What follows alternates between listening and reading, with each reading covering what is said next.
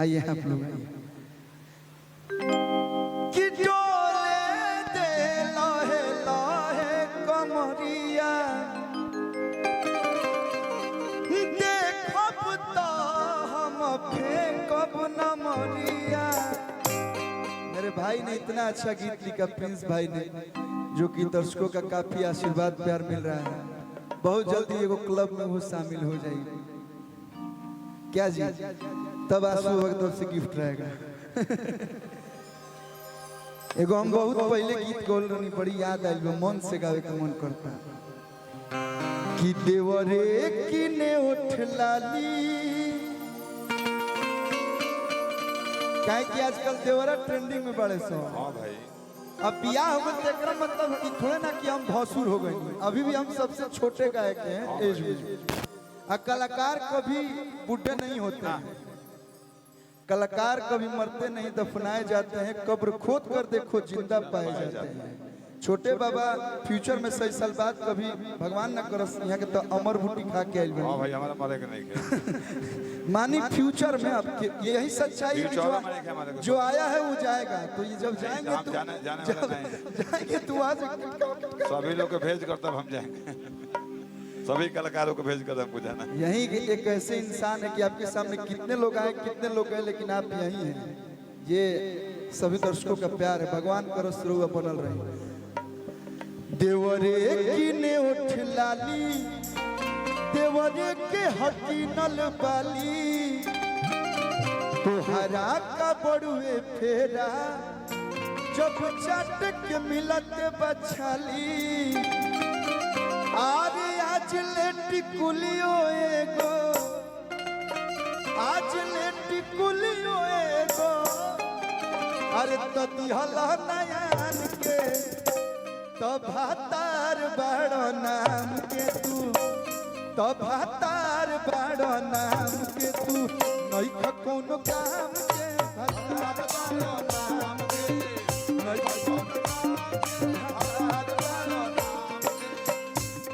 देवरे किने उठ लाली, देवरे के हकी न लगाली, तुहरा का बड़ुए तेरा जब चाट के मिलत बचाली।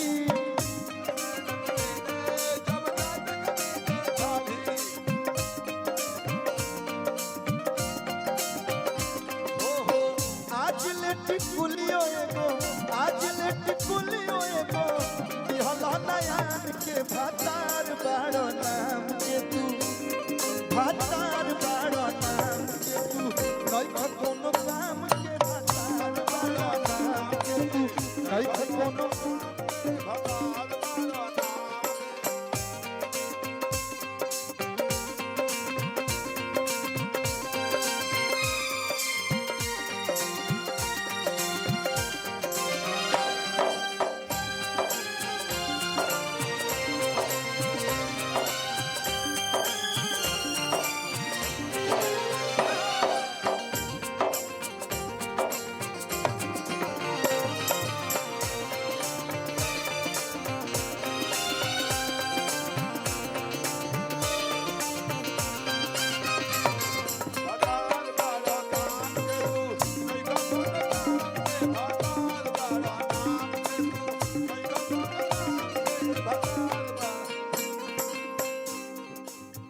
जब तारा से मांगी ना तो कहे लगी हई बहाना हौ बहाना, तारा ले निमन तो देवरे न बा। सही बात भाई। जब कुछ मांगी ना तो भागे ला तू दूरे,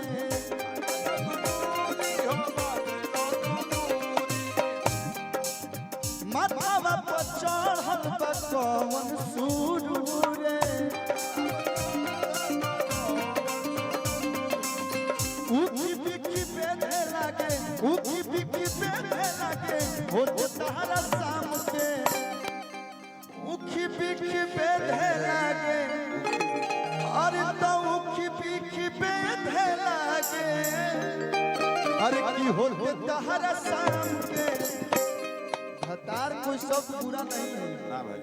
हस्बैंड आजकल लोग बोलते हैं या पतिदेव जी बोलते हैं, हबी आजकल नया नया में बोल रहे हैं लोग, हबी सोना बाबू, लेकिन ठेठ भोजपुरी में भतारे जी कहा रहा है। हतार काला बतन बेसी देने। हाँ गर्व महसूस होला कि मरद बड़ा नाम के तू सावांग बड़ा नाम के तू लइका कौन काम के सावांग बड़ा नाम के तू लइका कौन काम के सावांग बड़ा नाम के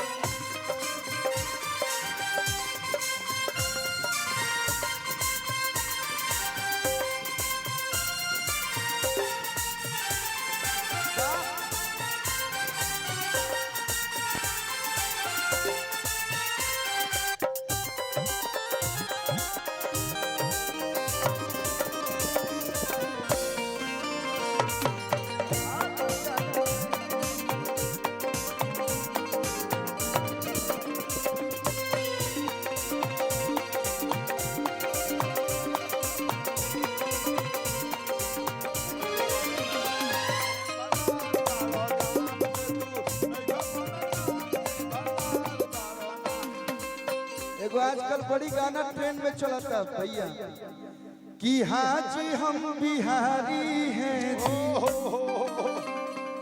थोड़े संस्कारी हैं जी। सही बात और ये सच है कि बिहार की पहचान संस्कृति और संस्कार से ही सही है। बात जौना दिने एजा से संस्कार और संस्कृति खत्म भइलो दिने बिहार कोई खत्म दिन भारत पलट जाए लेकिन बिहारी संस्कारी हैं लेकिन संस्कारी के साथ एजा हल्का फुल्का हमने के सब भाई दम खम में भी रहे कोनो चीज में कम नहीं की जाते। एगो हम गाना गोले रहने अरे कितने हमें बम हम तोप के गोला कितने हमें बम हम तोप के गोला भैया रंगदारी बिहारी के कोने में होला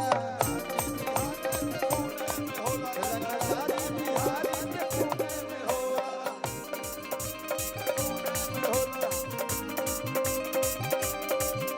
तो ते हवे बम हम तोप के गोला ते हवे बम हम तोप के गोला कितने हवे बम अरे हम तोप के गोला तरंगदारी बिहारी के खूने में होला रंगदारी बिहारी के खूने में होला। जय सुरेंद्र जी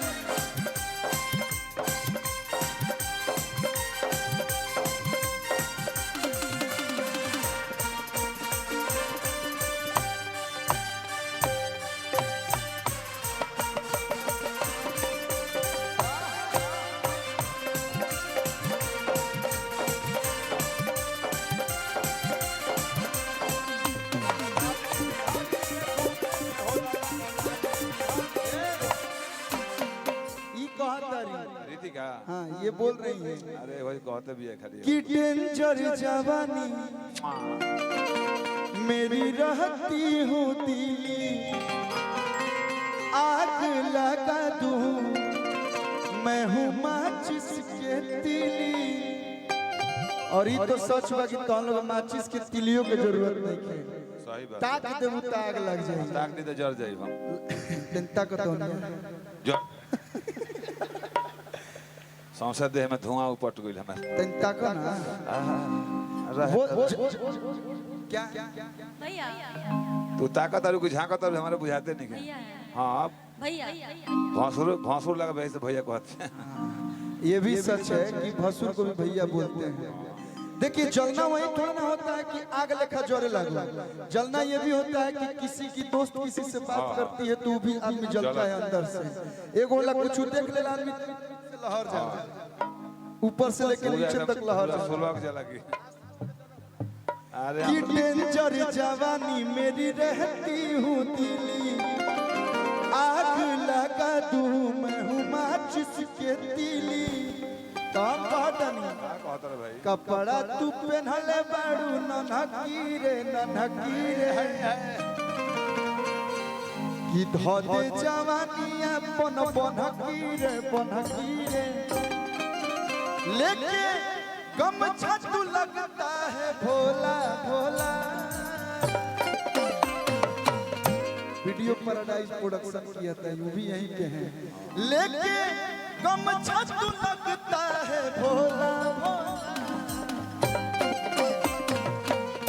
गमछी के महत्व का होला ए बेरी चुनाव में लोग गइल हो। हां भाई हमनी के देश के प्रधानमंत्री श्री नरेंद्र मोदी जी भी गमछी ऐसे लहरानी का भैया तब ने लोहार गइल पूरा लहर गई कि जोड़ी मोतिया नीतीश जी के ही हो गई।